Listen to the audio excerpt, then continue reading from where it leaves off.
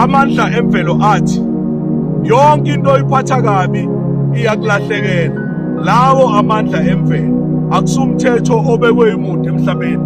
Amandla emvelo, yonke into oyiphatha kabi izokulahlekela. Uma unendlu uyiphatha kabi, kwawena uzogcina uyizonda ngoba leyo nto uyiphatha kabi.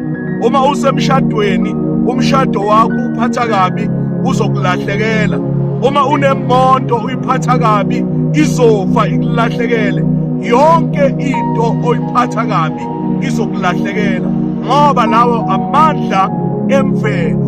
Yonke into oyiphatha kabi emhlabeni nayo izokuphatha kabi, izokulahlekela. Uma unembali uyiphatha kabi ungayiniseli, izokulahlekela leyo mbali ngoba izobuna ife. 1 minute every day, day 22, amandla emvelo.